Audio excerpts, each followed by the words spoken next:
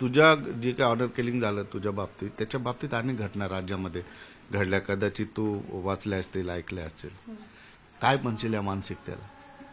मानसिकताच वेगळी येते, कारण की कोणी प्रेम केलं गुन्हा थोडी केलेला आहे. ती प्रेम निभवण्याची पण ताकद लागते जगामध्ये. सगळ्यांच्या समोरी जावं लागतं त्या गोष्टीला.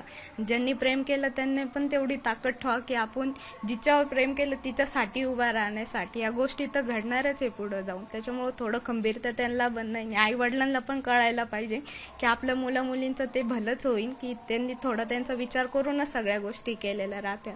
आणि या कदाचित मुलींना पण थोडा विचार केला पाहिजे की आपण ज्याच्यासोबत राहतोय तो चांगला आहे का नाही.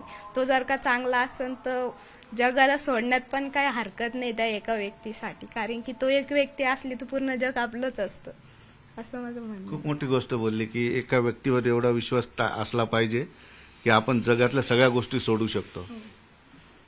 असायलाच पाहिजे. मला त्याच्यावर विश्वास होता म्हणून ते माझं पुरं जग सोडून मी त्याच्यासाठी इथं आले. त्या विश्वासाला कधी तडा तर गेला नाही माझ्याकडून, आणि त्याच्याकडून पण कधीच तडा नाही गेलेला आहे त्या गोष्टीला. कारण ते लहान लेकराला कसं सांभाळतात तसं त्यांनी मला सांभाळले, खूप जीव लावले त्यांनी मला.